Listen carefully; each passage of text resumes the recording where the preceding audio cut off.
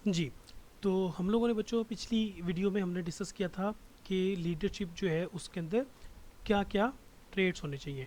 तो ट्रेड्स के बाद अब हम लोग अगली जो डिस्कस करेंगे थीरीज, उसे हम कहेंगे लीडरशिप बिहेवियर थीरीज। अब हम ये देखेंगे ट्रेड्स तो क्वालिटीज़ है ना, जो एक लीडर के अंदर खास क्वालिटीज़ होनी चाहिए। अब हम यहाँ पे देखेंगे कि एक लीडर जो है उसका बिहेवियर क्या होना चाहिए, वो किस किस्म के एक्शंस परफॉर्म करने वाला होता है।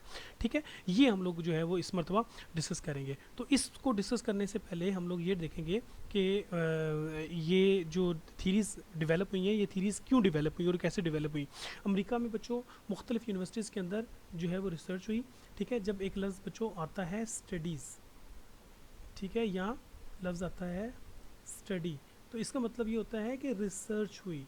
ठीक है, रिसर्च का मतलब क्या हुआ, तहकीक हुई।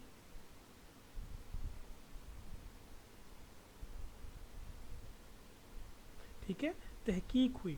और मुख्तलिफ और तहकीक जो है बच्चों वो एक दो दिन में, तीन दिन में नहीं होती, बाज़ औक़ात इसके ऊपर महीने लग जाते हैं। ठीक है, बाज़ औक़ात इसके ऊपर महीने या कभी कभी ऐसा भी होता है कि रिसर्च जो है वो सालों लग जाया करते हैं। जैसे कि हम लोगों ने हॉथरन स्टडीज़ में पढ़ा था कि 1924 से लेकर 32 तक 8 साल लग गए थे उनको रिसर्च करते हुए।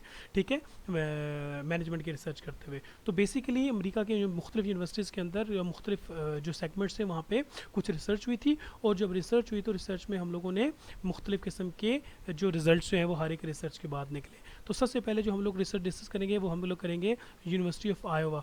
ये यूनिवर्सिटी ऑफ आयोवा है बच्चों, ये अमेरिका की एक यूनिवर्सिटी है, आयोवा स्टेट है, और स्टेट ऑफ आयोवा की एक जो है वो यूनिवर्सिटी है। और उस यूनिवर्सिटी ने तहकीक की, स्टडीज़ का मतलब क्या हुआ, उनकी तहकीकें, एक नहीं एक्सरसाइज स्टडीज़। तो उन्होंने काफ़ी अर्सा स्टडीज़ करते रहे और उन्होंने कहा था कि लीडर जो है उसके अंदर तीन किस्म के जो है वो बिहेवियर्स होते हैं। एक है ऑटोक्रेटिक स्टाइल, एक है डेमोक्रेटिक स्टेट, एक होता है लाइजिस फ्री, लाइजिस फायरी। ऑटोक्रेटिक किसे कहते हैं बच्चों, वो डिसीजन जिसमें एक लीडर जो है वो सारे के सारे डिसीजन खुद लेता है। ऑटोक्रेटिक किसे कहते हैं, सेंट्रलाइज्ड सिस्टम को। लेकिन जो लीडरशिप का स्टाइल होगा ऑटोक्रेटिक स्टाइल, ये कौन सा होगा, इसको उर्दू में हम लोग बच्चों एक और लफ्ज़ इस्तेमाल किया करते हैं जिसके हम लोग कहते हैं मुतलकुल अनान। ठीक है, और इंग्लिश में एक और लफ्ज़ इस्तेमाल किया जाता है जिसे हम कहते हैं डिक्टेटरशिप। ठीक है जी, अब ये जो डिक्टेटरशिप होती है बच्चों, मुझे ये बताओ इस डिक्टेटरशिप में क्या वो बंदा डिक्टेटर जो होता है वो क्या अपने अंडर लोगों से डिसीजंस में इन्वॉल्व होता है, इन्वॉल्व करता है अपने सबॉर्डिनेट्स को। तो आंसर है नहीं। क्या वो लोगों से मशवरे करके फैसला करता है, आंसर है नहीं। ठीक हो गया जी। इसको हम लोग कहते हैं ऑटोक्रेटिक स्टाइल। इसका मतलब है कि Iowa study university of Iowa ने जब रिसर्च की तो रिसर्च के बाद उन्होंने कहा था कि there are three styles of manager leaderships. Number one, एक वो लीडर होता है जो खुद फैसले करता है, दूसरे लोगों को बताता है बाद में। और दूसरे नंबर पे आता है डेमोक्रेटिक। डेमोक्रेटिक हम बार बार पढ़ चुके हैं, ये वो बंदा होता है जो दूसरे लोगों से फीडबैक लेके, लोगों से इन्फॉर्मेशन लेके, उनके इनपुट लेके फिर डिसीजन लेता है। और नंबर थ्री होता है लाइसेंस फेरी। लाइसेंस फेरी का मतलब क्या होता है आजकल, जिसके में हम लोग एग्जांपल दिया करते हैं, ये मुझसे ज़्यादा शायद आप लोगों को आइडिया होगा, या आप लोग इसके ऊपर रिसर्च भी कर सकते हैं। जैसे गूगल का सिस्टम होता है, गूगल एक ऑर्गेनाइजेशन है, कहा जाता है कि इसके जितने इंप्लॉयज़ होते हैं उनको फ्री हैंड दिया जाता है। फ्री हैंड से मुराद कहा जाता है कि आप जो मर्ज़ी अपने लिए गोल डिसाइड करें, अपनी मर्ज़ी के गोल डिसाइड करने के बाद अपने लिए जो बाउंड्रीज़ है वो खुद बताएं, टाइम फ्रेम अपने लिए खुद डिसाइड करें, उसके ऊपर खुद अमल करें। इसका मतलब क्या हुआ, एक ऐसा स्टाइल अब आ चुका है जो अपने एम्प्लॉयज़ को कहते हैं जाओ जो दिल करते करो, laissez faire style. Leaders let the group make decisions, group को कहते थे आप डिसीजंस ले and complete the work in whatever the way they saw fit, जो भी रास्ता उनको ठीक लगता है उसके मुताबिक वो काम करें। ठीक हो गया, इसे हम कहते हैं लाइसेंस फ्री। डेमोक्रेटिक मशवरा करके डिसीजन लेना, ऑटोक्रेटिक खुद डिसीजन लेना, लाइसेंस फ्री खुद इन्वॉल्व ही ना होना। ऐसा लीडर जो खुद कहता है कि जाओ मेरी तरफ से तुम्हें आज़ादी है, जैसे मर्जी फैसले करो। इसका मतलब क्या हुआ, इंप्लॉय खुद फैसले कर रहा है, लीडर जो है वो इसके अंदर इन्वॉल्व नहीं हो रहा, लीडर सिर्फ और सिर्फ सपोर्ट और हेल्प जो है वो प्रोवाइड कर रहा है। ठीक हो गया, नंबर वन। नंबर टू, यहाँ पे दूसरे नंबर पे जो है वो कौन सी स्टेट है, एक और यूनिवर्सिटी है जिसका नाम है university of Ohio, Ohio state studies. Ohio जो है ये भी अमेरिका की एक स्टेट है। ठीक है जी, और इसमें क्या हुआ कि तकरीबन इन लोगों ने in the beginning with the list of more than 1000 behavioural dimensions, 1000 से ज़्यादा इनकी डायमेंशन जो है वो उन्होंने डिसाइड की, और उसके बाद उन्होंने कैटेगराइज बनाई, और कैटेगरीज बनाने के बाद उन्होंने एक दो तीन किस्म की चीज़ें जो है वो रिजल्ट निकाल के ले आए। और इनका रिजल्ट क्या निकला बच्चों, जी, इनका रिजल्ट क्या निकला बच्चों? रिजल्ट ये निकला कि एक चीज़, एक नई टर्मिनोलॉजी इन्होंने लॉन्च की, वो टर्मिनोलॉजी थी कंसिडरेशन की। कंसिडरेशन किसे कहते हैं? The extent to which a leader had work relationship characterised by mutual trust and respect for the group members ideas and feelings. इसका मतलब क्या हुआ कि बॉस ने कहा कि जनाब आप ये काम करें, लेकिन उसका जो सबऑर्डिनेट है वो कहता है कि सर अगर हम इस तरीके से काम करें तो हम लोगों को फ़ायदा हो सकता है। ठीक है, ये इसने क्या किया? एक सजेशन दी। अब इसके सजेशन को boss all together straight away कैसे रिजेक्ट कर सकते? जाओ भाई, मैं बॉस हूँ या तुम जो मैं कह रहा हूँ वैसे करो। लेकिन अगर ऐसे सिचुएशन हो कि बॉस कहे कि यार तो तुमने बात की है वो बात तो ठीक ही है, हम इसको कंसिडर करते हैं, इसको हम लोग डिस्कशन में लेके आते हैं, फिर उसके ऊपर डिस्कशन करेंगे, डिस्कशन के बाद देखेंगे कि इसकी सजेशन इस काबिल थी कि उसके ऊपर अमल किया जा सके, अगर इस काबिल है तो उसी के ऊपर अमल किया जाएगा, अगर रिजेक्ट भी करना है तो आफ्टर कंसिडरेशन आंखें बंद करके हवा में ही आपने उसकी बात को रिजेक्ट नहीं कर देना। तो ये एक और किस्म की स्टाइल ऑफ लीडरशिप जो है वो हम लोगों के सामने आए। ठीक है, उसके बाद जो तीसरी जो हमारी रिसर्च हुई बच्चों वो है university of Michigan studies. University of Michigan जो है उसमें क्या, उसने क्या डिसीजन लिया? उसने कहा था कि यहाँ पे दो किस्म के लीडर्स होते हैं, एक होता है टास्क ओरिएंटेड यानी कि प्रोडक्शन ओरिएंटेड, और एक होता है एम्प्लॉय ओरिएंटेड। ठीक है, टास्क ओरिएंटेड कौन होता है? वो ये कहता है कि एक लीडर जो होता है वो कहता है कि आपने 200 यूनिट्स प्रोड्यूस करने हैं, ये टास्क है। ठीक है, प्रोडक्शन है, 200 यूनिट्स प्रोड्यूस करें और जैसा मर्जी करें, बस जी मुझे शाम को 6 बजे तक 200 यूनिट्स प्रोड्यूस करके दें। उसके अंदर जो फॉलोअर्स होंगे उसकी इतनी ज़्यादा फिक्र नहीं होगी, वो ये कहेगा बस मुझे 200 यूनिट प्रोड्यूस करके दो, फिर तुम छुट्टी करो, फिर मुझे तुमसे कोई कंसर्न नहीं है। लेकिन बच्चों जो एम्प्लॉय ओरिएंटेड होता है वो क्या होता है? उनका एम्फोसाइज होता है वो रिलेशनशिप की तरफ होता है, बॉस और एम्प्लॉय, उन दोनों का जो है वो रिलेशनशिप, उनका रिलेशनशिप की तरफ कंसर्न होता है। वो कहते हैं यार हम अपने एम्प्लॉयज़ के साथ अच्छा रिलेशनशिप बनाएंगे। अच्छा रिलेशनशिप कैसे बनाएंगे? उनको ट्रेन करेंगे, उनको गाइड करेंगे, उनको कंसिडर करेंगे, उनका ख्याल रखेंगे, उनको पर्क्स देंगे, उनको प्रिविलेजेस देंगे, उनको ऊपर लेके आएंगे, उनको गाइड करेंगे। ये सारी की सारी एक्टिविटीज़, यहाँ पे फोकस किसके ऊपर हो रहा है बच्चों?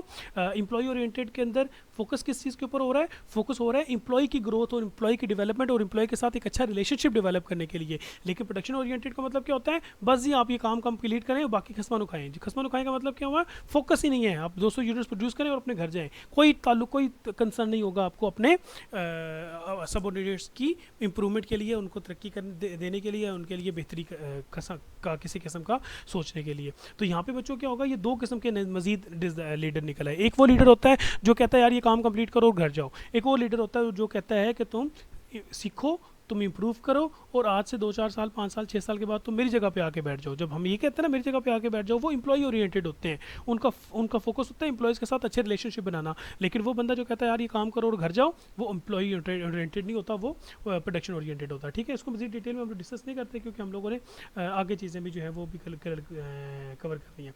नेक्स्ट बच्चों हमारा आता है मैनेजरियल ग्रेड। ठीक है, इसको हम लोग समझने की कोशिश करते हैं।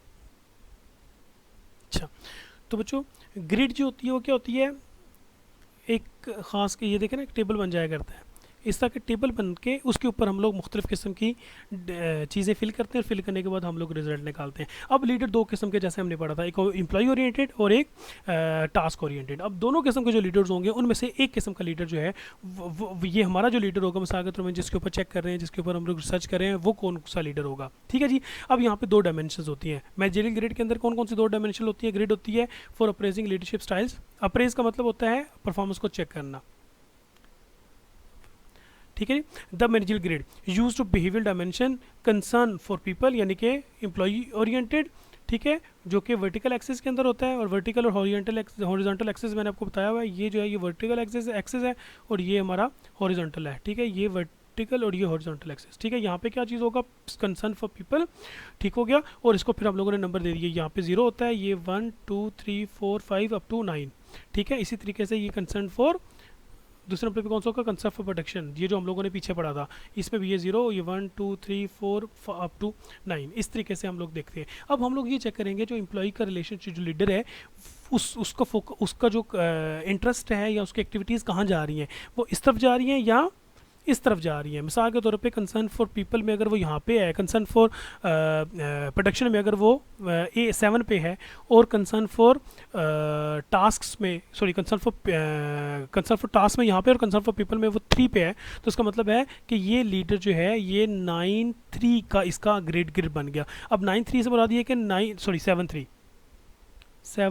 3। अब 7 जो है वो प्रोडक्शन हो गया और 3 हो गया एम्प्लॉयज़। तो इसका मतलब है कि इस ये जो हमारा लीडर है इसका ज़्यादा झुकाव और ज़्यादा ट्रेंड और ज़्यादा रुझान जो है वो किस तरफ है, वो प्रोडक्शन की तरफ है, एम्प्लॉयज़ की तरफ नहीं है। इसी तरीके से अगर 1 9 हो जाएगा तो इसका मतलब है कि प्रोडक्शन की तरफ ध्यान कम है, लेकिन एम्प्लॉय की बेहतरी के लिए या एम्प्लॉय की ट्रेनिंग या एम्प्लॉय का जो कंसर्न है उस हवाले से इसके जो है वो ट्रेंड या इसकी झुकाव वो ज़्यादा है। ठीक है जी, ये यहाँ पे, और ये पूरा का पूरा जो पैराग्राफ है इसके अंदर ये लिखा हुआ है। हम थोड़ा सा पढ़ लेते हैं थोड़ा, ताकि आपको क्लियर भी हो जाए। अब यहाँ पे देखें, evaluated the leaders use potential categories into which a leaders behaviour style might fall. Only 5 styles were named. 5 किस्म के स्टाइल्स हैं। सबसे पहले कौन सा स्टाइल है, इम्प्रूविस्ट मैनेजमेंट 1-1 और low concern for production, low concern for people. क्या मतलब, अगर 1 हो तो इसका मतलब है प्रोडक्शन के लिए भी कंसर्न कम है